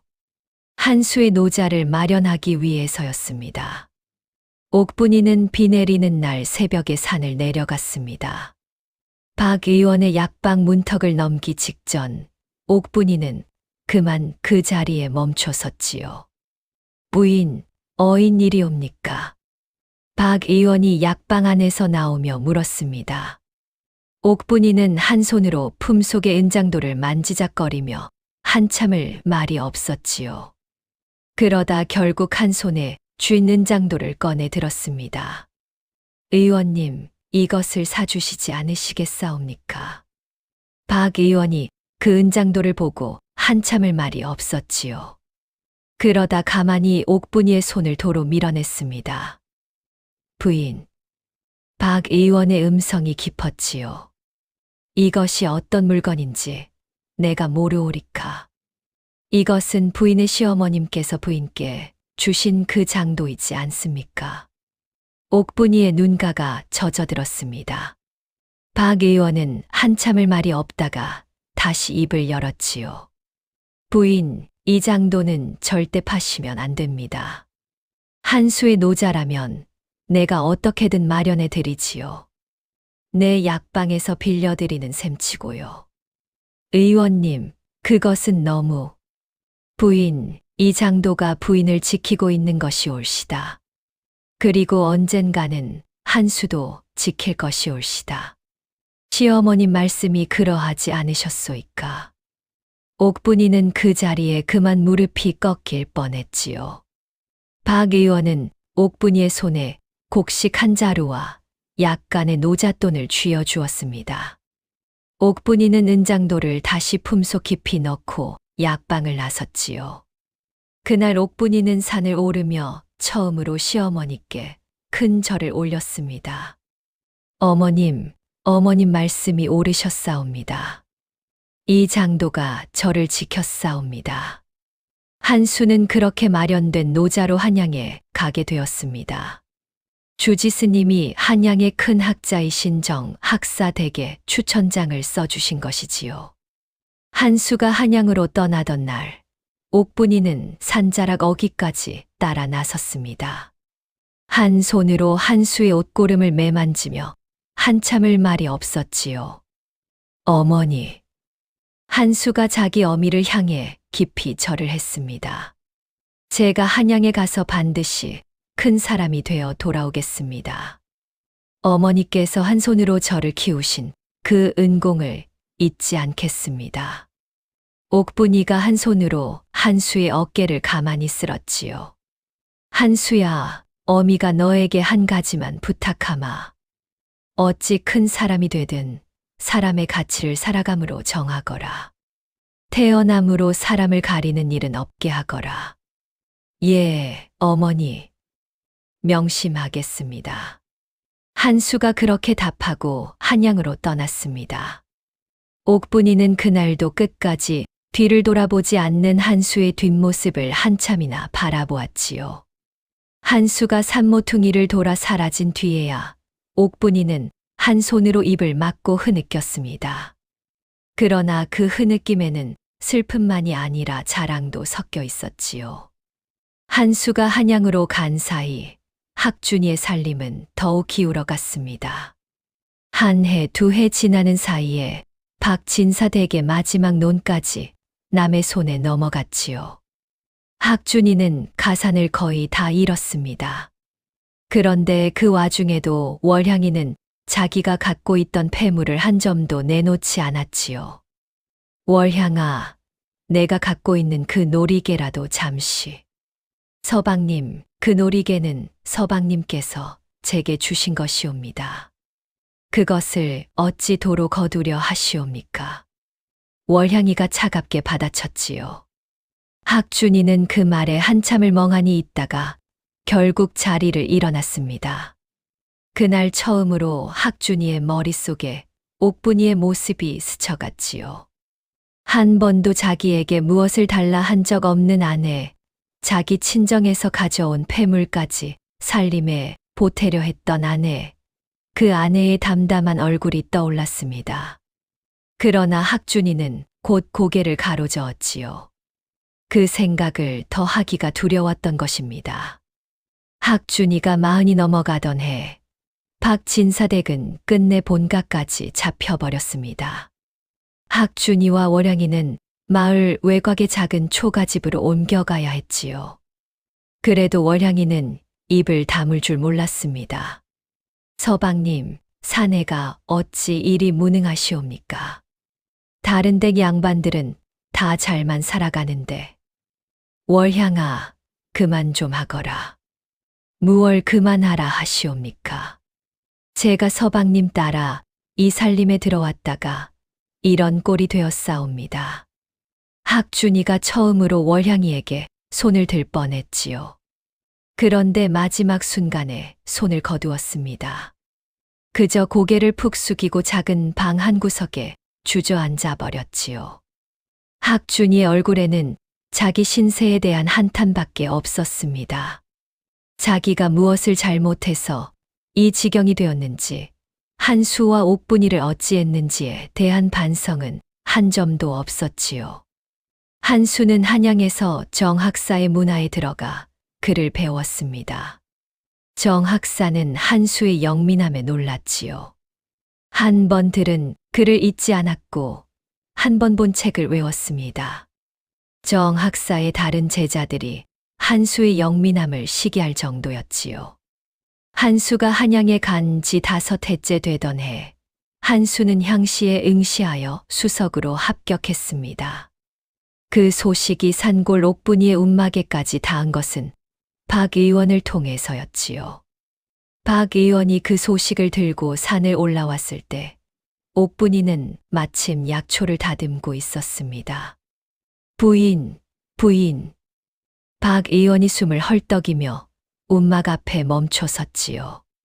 한수가 향시의 수석이요. 수석이라오. 옥분이의 손에 들린 약초가 그만 바닥에 떨어졌습니다. 옥분이는 한참을 멍하니 박 의원을 바라보다가 그 자리에 그대로 무릎을 꿇었지요. 그러고는 시어머니의 산소가 있는 쪽을 향해 깊이 절을 올렸습니다. 어머님 말씀이 모두 옳으셨사옵니다. 어머님, 옥분이의 음성이 가늘게 떨렸습니다. 박 의원도 옥분이의 곁에서 한참을 말없이 서 있었지요. 그로부터 5해 뒤 한수는 마침내 과거 시험장에 들어섰습니다. 한수가 22살 되던 해의 봄이었지요. 한양장안에 한수의 글이 회자되더니 결국 한수는 그의 과거에서 장원으로 급제했습니다. 임금께서 친히 한수의 글을 읽으시고 무릎을 치셨지요. 이 글의 깊이가 어찌 이리 깊은가? 이 사람의 사연이 무엇이냐? 임금이 그렇게 물으시자 정학사가 한수의 사연을 아뢰었습니다. 외팔로 자식을 키운 어머니의 이야기, 산골에서 약초를 캐며 자식의 글 공부를 시킨 어머니의 이야기였지요. 임금의 눈이 젖어들었습니다. 그러더니 한참을 말이 없으시다가 입을 여셨지요. 이 사람의 어미가 있는 고을 가까이로 보내어라. 그 어미가 자식의 부임을 곁에서 보게 하라. 임금의 그 한마디에 한수의 첫 부임지가 정해졌습니다. 옥분이의 친정 마을 나간골에서 그리 멀지 않은 고을이었지요. 그 고을은 마침 학준이가 살고 있는 중매골과도 가까웠고 박 의원의 약방이 있는 그 마을과도 멀지 않았습니다. 장원급제 소식이 산골에 닿은 날, 옥분이는 한 손으로 시어머니의 은장도를 꼭 쥐었습니다. 그러고는 가만히 속삭였지요. 어머님 말씀이 이루어지고 있사옵니다. 그날이 오고 있사옵니다. 옥분이의 음성에는 기쁨과 두려움이 함께 묻어났습니다. 자기 자식의 영광이 기뻤지만 한편으로는 시어머니께서 이르신 그날 학준이가 빚진 것을 알게 되는 그날이 어떤 모습일지 두려웠던 것이지요. 옥분이는 한 손으로 가슴을 꼭 누르며 그날을 기다렸습니다. 한수의 부임 행차가 고을 관아에 닿은 것은 봄날의 한낮이었습니다. 새 현감을 맞이하는 백성들이 길가에 늘어서 있었지요. 가마에서 내린 한수는 곧장 관아의 정청에 들지 않고 박 의원의 약방으로 발길을 돌렸습니다. 한수는 약방 앞에 다다라 한 손으로 가슴을 누르며 한참을 서 있었지요. 의원님이 계시옵니까? 한수의 음성이 약방 안으로 새어들었습니다. 박 의원이 그 음성을 알아듣고 황급히 뛰쳐나왔지요. 한수가 깊이 절을 올렸습니다. 의원님, 그동안 어머니를 보살펴 주신 은혜를 어찌 다 갚사오리까? 박 의원이 한수의 손을 마주 잡았지요. 박 의원의 눈가에 눈물이 그렁그렁 맺혔습니다. 한수야, 아니 사또나리. 자네가 이 자리에 서리라는 것을 내 진작부터 알았네. 한수는 박 의원의 안내로 그 길로 산골 움막을 향했지요. 산자락 어귀에서 한수는 가마를 멈추고 걸어서 올랐습니다. 어머니께서 한 손으로 마련하신 그 산길을 자기도 두 발로 직접 걸어 오르고 싶었던 것이지요. 움막 앞에 다다른 한수는 한참을 그 자리에 서 있었습니다. 마당에서 옥분이가 한 손으로 약초를 다듬고 있었지요. 한수가 무릎을 꿇고 큰 절을 올렸습니다. 어머니, 한수가 돌아왔사옵니다. 옥분이는 약초를 든 채로 한참을 한수를 바라보았지요. 그러고는 한 손으로 입을 막고 한참을 흐느꼈습니다. 한수가 어미의 곁으로 다가가 어미를 끌어안았지요. 한수의 두 팔이 어미의 어깨를 감쌌습니다. 옥분이가 한수의 등을 한 손으로 토닥였지요. 한수야, 우리 한수야. 옥분이의 음성이 가늘게 떨렸습니다. 그날 한수는 어미를 모시고 관아 옆에 마련된 사택으로 옮겨가려 했지요. 그런데 옥분이는 한 손을 들어 한수를 멈추었습니다. 한수야, 어미는 산골이 익숙하구나. 잠시만 더 이 자리에 있겠다. 내가 일을 보다가 한 번씩 다녀가거라. 어머니, 그것이 어찌. 한수야, 어미 말 들어다오. 내가 부임하자마자 어미가 사택에 들면 사람들이 무어라 수군대겠느냐. 외팔로 자라난 자식, 외팔의 어미를 가까이 둔 사또, 그것이 너에게 짐이 될 것이다. 옥분이의 음성이 단호했지요. 한수는 한참을 말이 없다가 결국 어미의 뜻을 따랐습니다. 다만 산골 움막에 한 사람을 보내어 어미를 보살피게 했지요. 한수는 그렇게 어미를 산골에 두고 관아로 돌아갔습니다. 이 모든 소식이 학준이의 귀에 닿은 것은 그로부터 며칠이 지난 뒤였습니다. 새 현감의 어머니가 산골에서 외팔로 약초를 캐던 여인이라는 소문이 마을에 돌기 시작했지요. 그 소문을 처음 학준이의 귀에 흘려 넣은 것은 다름 아닌 월향이었습니다. 월향이는 그날도 비단 한 피를 사달라며 학준이를 들볶고 있었는데 갑자기 가는 손가락을 멈추더니 입을 열었지요. 서방님, 들어보셨사옵니까? 새로 부임한 사또의 모친이 외팔이라 하옵니다. 학준이의 손에 들린 술잔이 멈칫했습니다. 그런데 학준이는 곧 시선을 피하며 술을 들이켰지요. 외팔이가 한둘이겠느냐? 그게 아니옵니다. 그 외팔이가 산골 움막에서 약초를 캐며 외아들을 키웠다 하옵니다.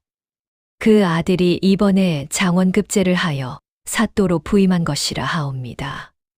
학준이의 술잔이 그제야 떨렸습니다.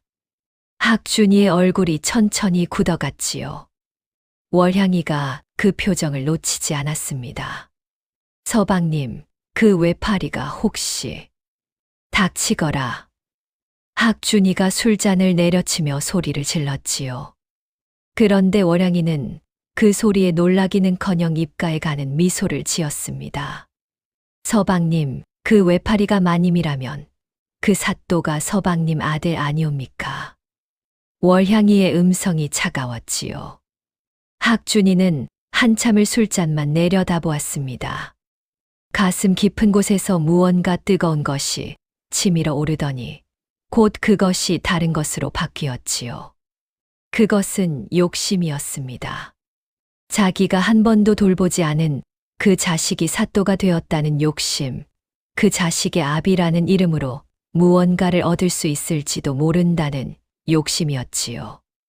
월향아, 학준이의 음성이 변했습니다. 내가 그 아이의 아비이지 않느냐? 한 번 만나봐야 하지 않겠느냐? 그렇사옵니다, 서방님. 핏줄은 핏줄이지요. 사또께서도 친아비를 모실 도리가 있지 않사옵니까? 월향이는 그렇게 부추겼지요. 학준이의 머릿속에 한 가지 그림이 그려졌습니다. 자기가 사또의 친아비라는 명목으로 관아 곁에 자리를 얻고 떳떳하게 양반 노릇을 다시 하는 그림이었지요. 학준이는 그날 밤 잠을 이루지 못했습니다. 그러더니 며칠 뒤 갓을 차려쓰고 도포를 입었지요. 비록 낡은 옷이었지만 그래도 양반의 차림이었습니다. 학준이는 관아로 발걸음을 옮겼습니다. 관아 앞에서 학준이는 큰 소리로 외쳤지요. 이 고을 사또께 아뢰어라. 내가 사또의 친아비라. 문지기들이 어리둥절한 표정으로 학준이를 바라보았습니다. 한 문지기가 안으로 달려들어가 한수에게 그 말을 전했지요. 한수는 그때 마침 송사를 보고 있었는데 그 말을 듣고도 표정이 흐트러지지 않았습니다. 안내하라. 한수가 짧게 답했지요. 학준이가 관아의 정청에 들어섰습니다. 한수가 단상 위에 앉아 있고 좌우로 형방과 이방이 서 있었지요. 학준이는 한수의 얼굴을 한참을 바라보았습니다. 자기 얼굴이 닮아 있는 듯도 했지요. 그런데 한수의 눈빛은 학준이가 처음 보는 종류였습니다. 깊고 단단하고 차가운 눈빛이었지요. 내가 사또더냐. 학준이가 어색한 미소를 지으며 한수를 바라보았습니다. 한수는 한참을 말이 없었지요. 그러다 짧게 답했습니다. 무슨 일이요? 학준이는 어이가 없다는 듯 헛웃음을 내뱉었지요. 내가 내 아비이니라. 박학준이라 하느니라. 어찌 내가 누군지 모른다 하느냐. 내 아비라 하셨소. 한수의 음성이 평탄했지요. 학준이가 한 발짝 앞으로 다가섰습니다. 그렇다. 내 어미를 한때 부인으로 두었던 자가 바로 나이니라. 내가 그 어미의 자식이 아니냐. 한수가 한참을 학준이를 바라보았지요. 한수의 눈에는 분노도 슬픔도 없었습니다. 다만 깊은 무언가가 자리하고 있었지요. 한수가 천천히 입을 열었습니다. 내 어머니께서 한때 부인으로 두셨던 분이라 하셨소. 그 어머니께서 어찌 그 부인의 자리에서 떠나셨는지 아시오? 학준이의 얼굴이 굳어졌지요.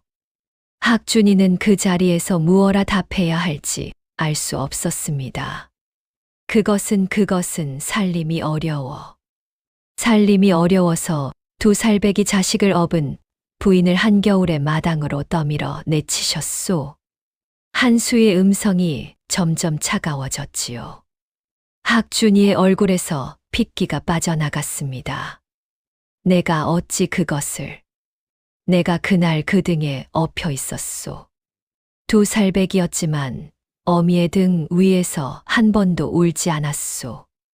그것을 내가 잊을 줄 아셨소. 한수의 그 한마디에 학준이는 얼어붙었지요. 정청 안의 모든 사람이 숨을 죽였습니다. 그런데 학준이는 한참 만에야 정신을 차리고 어색한 웃음을 지었지요. 한수야, 그것은 다 예실이 아니냐. 부자지간에 어찌 예실을 따지느냐. 부자지간이라 하셨소. 사또에게 부자지간이라는 말을 함부로 쓰지 마시오. 한수가 일어섰습니다. 한수의 음성이 처음으로 날카로워졌지요. 여봐라, 이 자를 정청 밖으로 모시어라. 다만 죄가 있는 자는 아니니 가두지는 말되 다시 정청에 발을 들이지 못하게 하라. 한수의 명의 군졸들이 학준이의 양팔을 잡았지요. 학준이가 끌려나가며 소리를 질렀습니다. 내 이놈, 어미가 너에게 무어라 가르치더냐. 이 아비를 이리 박대해도 좋다 하더냐. 그 한마디에 한수의 어깨가 잠시 떨렸지요. 그러나 한수는 끝내 뒤를 돌아보지 않았습니다. 학준이는 그렇게 관아 밖으로 끌려나갔지요. 그날 밤 학준이는 술을 들이켜며 분을 사귀지 못했습니다. 월향이가 학준이의 곁에서 가만히 부추겼지요. 서방님, 사또께서 저리 매정하시다면 다른 길을 찾으셔야지요. 마님께 한번 가보시는 것은 어떻겠사옵니까? 무슨 소리냐. 마님이 사또의 친어미시니 어미를 통해서라면 아들을 다시 만날 수 있지 않겠사옵니까? 산골 움막에 계시다 하니 가서 한번 무릎이라도 꿇어보시지요. 학준이의 눈이 흔들렸지요. 그 비굴한 길도 마다하지 않을 만큼 학준이의 욕심이 깊었습니다. 학준이는 다음 날 산골을 향해 걸음을 옮겼지요. 옥분이는 그 시각 산골 움막의 마당에서 한 손으로 약초를 다듬고 있었습니다. 그런데 마당 끝에 누군가 서 있는 것을 알아채고 고개를 들었지요. 학준이가 거기에 서 있었습니다. 옥분이의 손에서 약초가 그만 흘러내렸지요. 옥분이는 한참을 말없이 학준이를 바라보았습니다. 학준이의 얼굴이 변해 있었지요. 흰 머리가 군데군데 섞여 있었고 눈가에는 깊은 주름이 자리 잡고 있었습니다. 학준이가 입을 열었지요. 부인.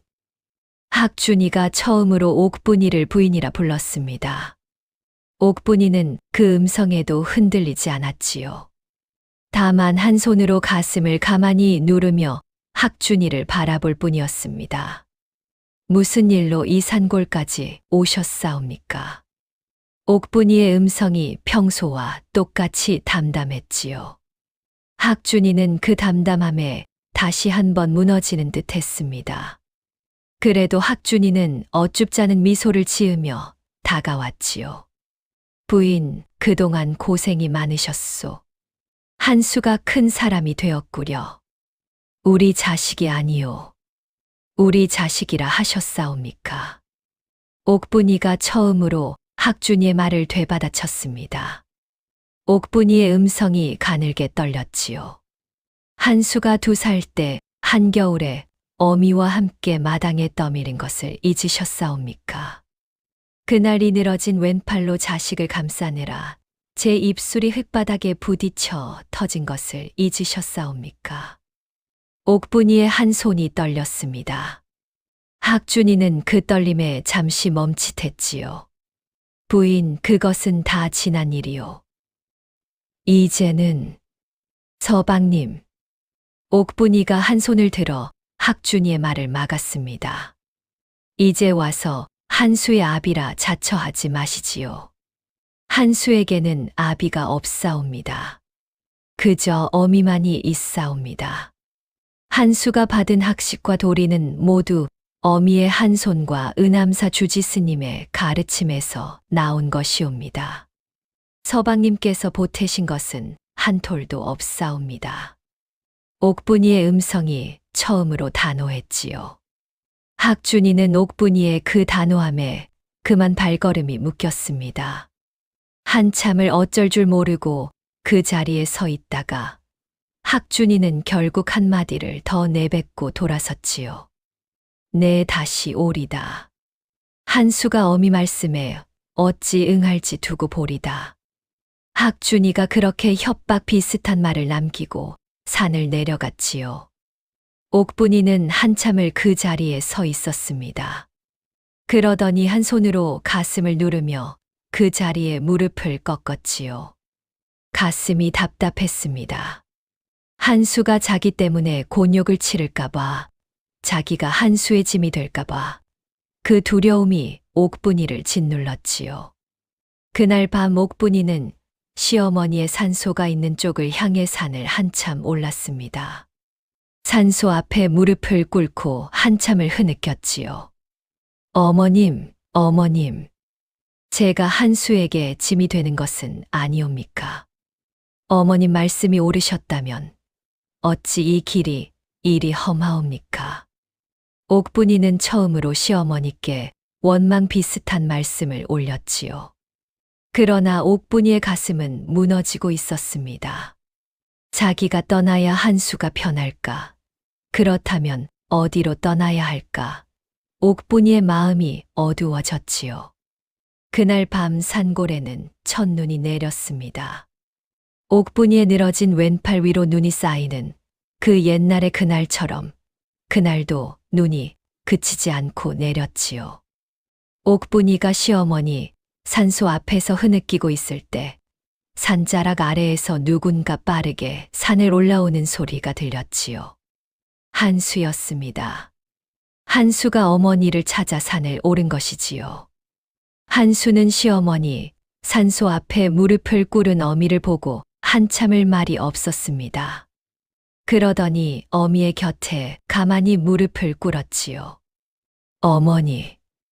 한수의 음성이 깊었습니다. 옥분이는 한 손으로 입을 막은 채 한수를 차마 마주 보지 못했지요. 한수야, 어미가 너에게 짐이 되는 것은 아니냐? 어미가 떠나는 것이 너에게 더 좋지 않겠느냐? 어머니. 한수가 어미의 한 손을 마주 잡았지요. 제가 오늘 어머니께 한 가지만 여쭙고자 합니다.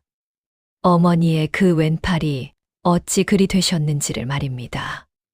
옥분이의 어깨가 살짝 떨렸습니다. 한수는 평생 한 번도 어미의 외팔에 대해 묻지 않았지요. 어미가 한 번도 그 이야기를 입에 올린 적이 없으니 한수도 묻지 않은 것입니다. 그런데 한수가 처음으로 그것을 물은 것이지요. 옥분이는 한참을 말이 없다가 천천히 입을 열었습니다. 한수야, 어미가 10살 되던 해의 일이다. 옥분이가 그날 강가의 일을 한수에게 처음으로 풀어놓았지요. 흙탕물에 빠진 사내아이를 끌어올리다가 떠내려온 통나무에 어깨가 지시겨졌다는 이야기. 그 사내아이가 정신을 잃어 그날의 일을 기억하지 못한다는 이야기. 그리고 8배 뒤 그 사내아이가 자기 신랑이 되어 나타났다는 이야기였습니다. 한수는 한참을 말없이 들었지요.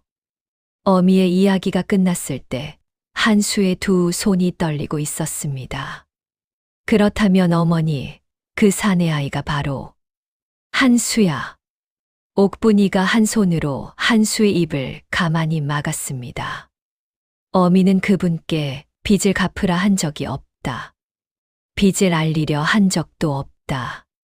그저 어미는 한 사람을 살렸을 뿐이고 그것으로 어미의 일은 끝난 것이다. 너의 할머님께서 어미에게 이르시기를. 옥분이의 음성이 떨렸지요. 갚을 사람은 언젠가 알아서 갚게 되고 갚지 못할 사람은 결국 더 큰 것을 잃게 되어 있느니라 하셨다.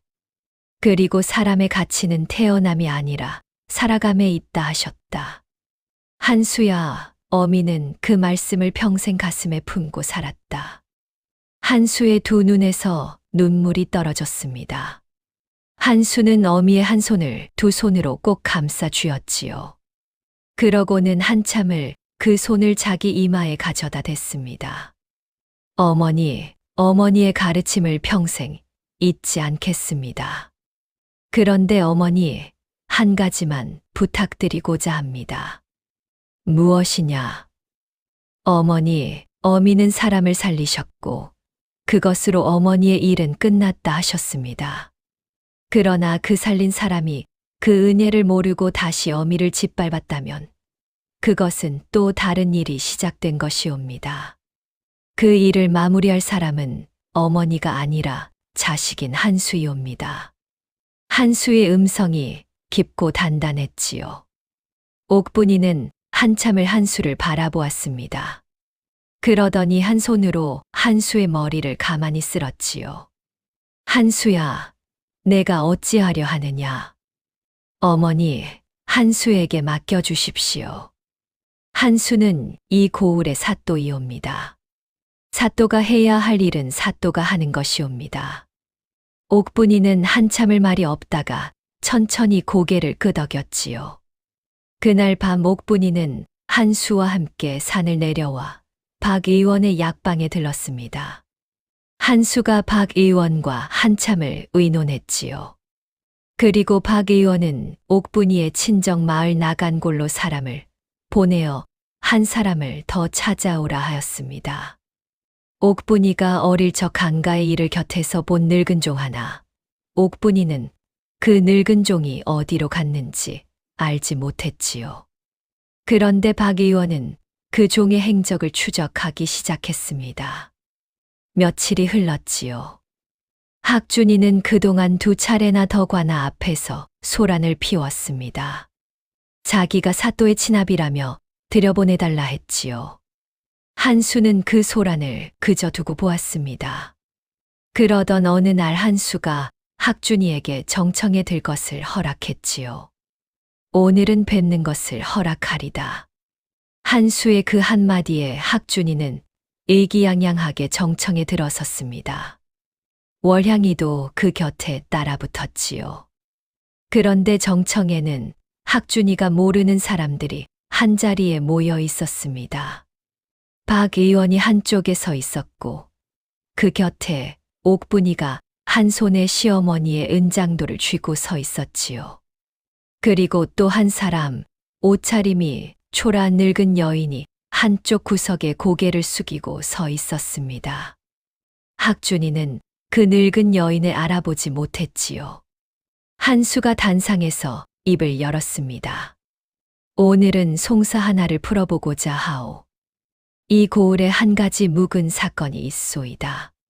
한 사내가 한겨울에 2살배기 자식을 업은 부인을 마당으로 떠밀어 내쫓은 일이오. 그 자식이 자라 사또가 되었으니 그 사또에게 친아비 노릇을 하겠다며 찾아왔소. 자, 이 일을 어찌 처결하면 좋겠소. 정청에 모인 분들의 의견을 듣고자 하오. 학준이가 어리둥절한 표정으로 한수를 바라보았지요. 자기 이야기인 줄 까맣게 모르는 학준이는 한수가 자기에게 의견을 묻는 줄로만 알았습니다. 학준이는 양반답게 보이려고 헛기침을 한 번 하더니 큰 음성으로 답했지요. 그런 놈은 벌을 줘야지요. 한겨울에 자식을 업은 부인을 떠밀어 내쳤다니 사람의 도리가 아니지 않사옵니까? 정청 안의 사람들이 모두 숨을 죽였습니다. 학준이는 자기가 무슨 말을 한 줄도 모르고 의기양양하게 그런 사내를 비난했지요. 한수가 학준이를 가만히 바라보았습니다. 그 사내에게 어떤 형벌을 내리는 것이 마땅하다 하셨소. 아내를 박대한 죄에 장백대는 마땅하옵고 자식을 짐승만도 못한 곳으로 내몬 죄에 또 장백대는 마땅하지 않사옵니까? 학준이가 그렇게 큰 음성으로 답했습니다. 한수가 가만히 고개를 끄덕였지요.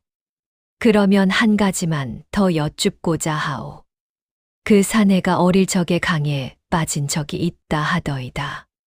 그때 한 어린 소녀가 그 사내를 끌어올리다가 어깨가 지시겨져 영영 한쪽 팔을 못 쓰게 되었다 하더이다. 그런데 그 사내가 자라 그 소녀를 신부로 맞고도 그 소녀가 자기를 살려준 사람인 줄을 끝내 알지 못한 채 박대하다 결국 마당으로 떠밀어 내쳤다 하더이다. 이 사내에게는 또 어떤 죄가 더해져야 하오? 학준이의 얼굴에서 핏기가 빠져나갔습니다. 학준이는 그제야 자기 이야기인 줄을 깨달았지요.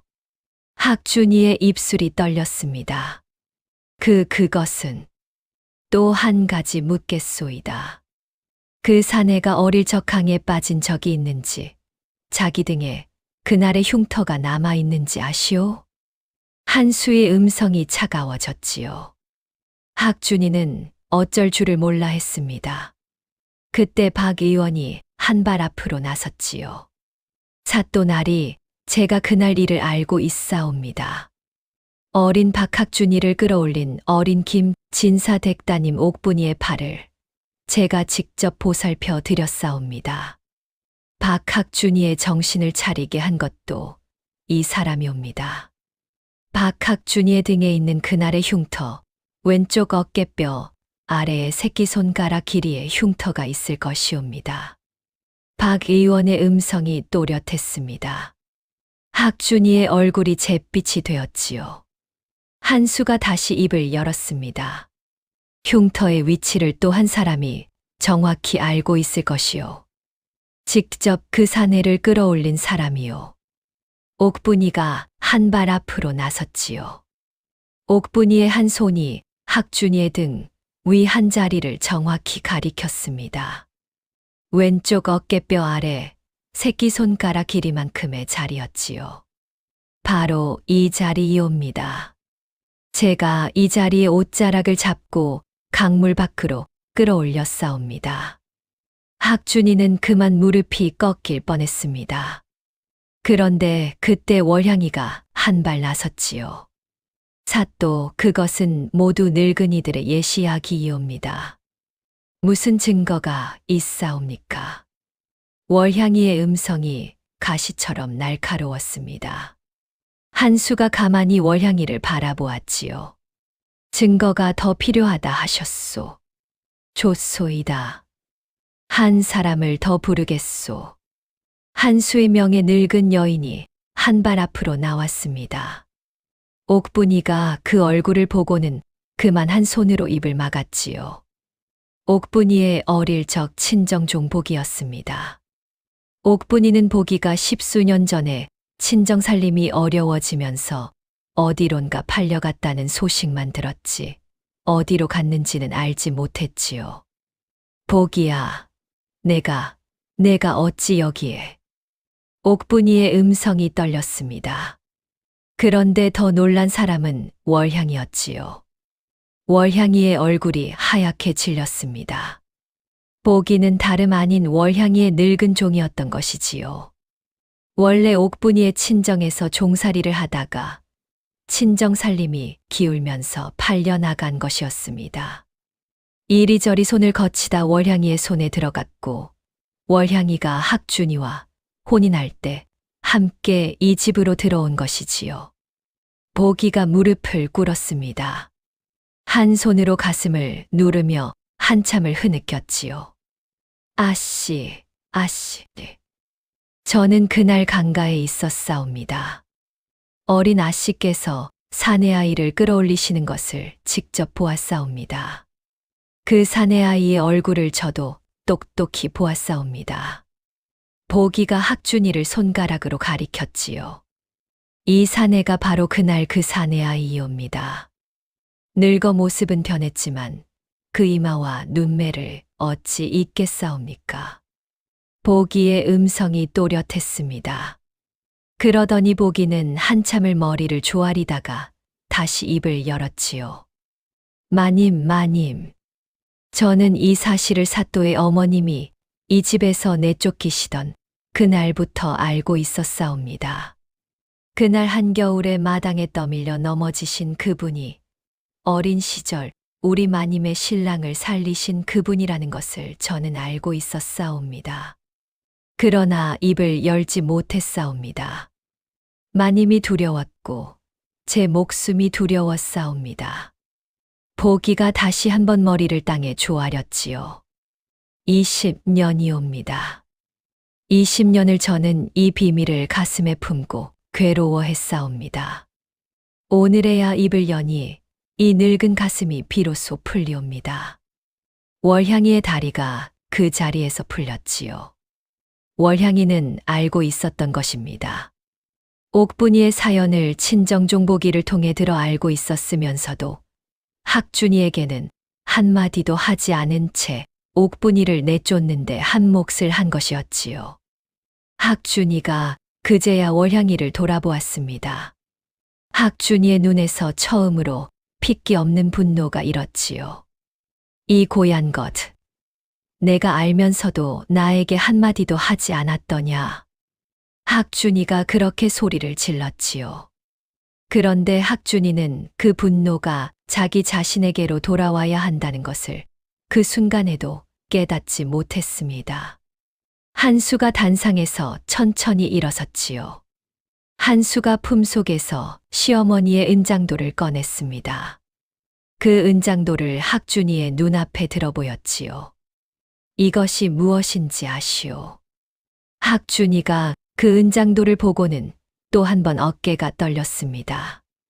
어머니께서 살아생전에 늘 품에 지니셨던 그 은장도였지요.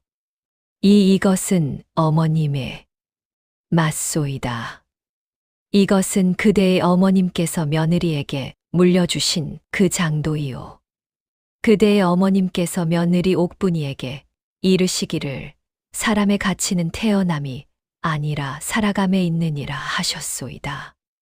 그리고 이르시기를 갚을 사람은 언젠가 알아서 갚게 되고 갚지 못할 사람은 결국 더 큰 것을 잃게 되어 있느니라 하셨소이다. 한수의 음성이 정청에 깊이 울렸지요. 그대가 잃은 것이 무엇인지 아시오. 그대를 살린 사람의 은공이요. 그대를 위해 한 손을 잃은 사람의 정성이요. 그대의 자식을 한 손으로 키운 그 모정이요. 그대는 그 모든 것을 다 잃었소이다. 학준이가 그 자리에 그만 무릎이 꺾였습니다. 두 손으로 얼굴을 감싸 쥐고 어깨를 떨었지요. 정청 안의 사람들이 모두 숨을 죽이고 그 광경을 지켜보았습니다. 한수가 한참을 말이 없다가 다시 입을 열었지요. 여봐라, 박학준에게 장 50을 매기고 변경고을로 10년 유배를 보내라. 가산을 모두 정리하여 그동안 박학준이 옥분 부인의 친정에서 받은 지참금 300냥을 그 친정으로 돌려보내라. 처 월향에 대해서는 진실을 알고도 입을 다물어 부인을 내쫓는데 가담한 죄를 물어 장 30을 매기고 친정으로 돌려보내라. 첩의 종복이는 20년을 죄를 품고 괴로워하다 진실을 밝혔으니 그 죄를 묻지 않고 자유의 몸으로 두라. 군졸들이 학준이와 월향이를 끌어내었지요. 학준이는 끌려나가면서도 한마디 변명도 못했습니다. 정청을 나서기 직전 학준이는 옥분이를 향해 무언가 말을 하려는 듯 입을 달싹였지요. 그러나 끝내 그 말은 입 밖으로 나오지 못했습니다. 학준이와 월향이가 끌려나가고 정청이 비자 한수가 단상에서 내려와 옥분이의 앞에 무릎을 꿇었지요. 한수가 옥분이의 한 손을 두 손으로 꼭 감싸 쥐었습니다. 어머니, 어머니의 빚이 이제 다 갚아졌사옵니다. 어머니께서는 이제 산골이 아니라 어머니의 자리로 오셔야 하옵니다. 옥분이가 한 손으로 한수의 머리를 가만히 쓸었지요. 옥분이의 눈에서 눈물이 또르르 흘렀습니다. 그런데 그 눈물에는 슬픔이 없었습니다. 다만 깊고 깊은 평안함이 있었지요. 옥분이는 한참을 한수를 바라보다가 가만히 입을 열었습니다. 한수야, 어미는 한 번도 빚을 갚으라 한 적이 없다. 그러나 너의 할머님 말씀이 옳으셨다. 갚지 못할 사람은 결국 더 큰 것을 잃게 되어 있느니라. 어미는 이제 어머님 산소 앞에 가서 다시 한번 절을 올려야겠다. 그날 옥분이는 시어머니의 산소 앞에 가서 큰 절을 3번 올렸습니다. 한수가 그 곁에 함께 무릎을 꿇었지요. 산소 위로 봄날의 따뜻한 햇살이 내리쬐고 있었습니다. 세월이 흘렀지요. 옥분이는 그 후로 한수의 사택에서 한수와 함께 살았습니다. 한수는 그 고을을 어진 정사로 다스려 백성들의 칭송을 받았지요. 옥분이는 한수가 정사를 보는 동안 사택 마당에서 약초를 가꾸었습니다. 산골에서 익힌 약초 가꾸는 솜씨로 가난한 백성들에게 약을 나누어 주었지요. 옥분이의 한 손에는 어느덧 고운 주름이 자리 잡았습니다. 그런데 그 눈빛만은 여전히 단단하고 살아있었지요. 한 번도 누군가를 원망하지 않은 사람의 눈빛이었습니다. 여러분, 사람의 가치는 태어남이 아니라 살아감에 있다 하지요. 옥분이가 한 손으로 살아낸 그 세월이 결국 학준이의 두 손이 헛되이 보낸 그 세월보다 더 무거웠던 것이옵니다. 사람이 진 빚은 갚으라 재촉할 일이 아니지요. 갚을 사람은 언젠가 알아서 갚는 법이고 갚지 못할 사람은 결국 그보다 더 큰 것을 잃게 되어 있는 법이 옳시다. 다음 영상을 빠르게 만나보시려면 좋아요와 구독을 눌러주세요. 지금 화면에 나오는 더 재미있는 영상들도 함께 해주세요. 그럼 모두 행복한 하루 보내세요. 감사합니다.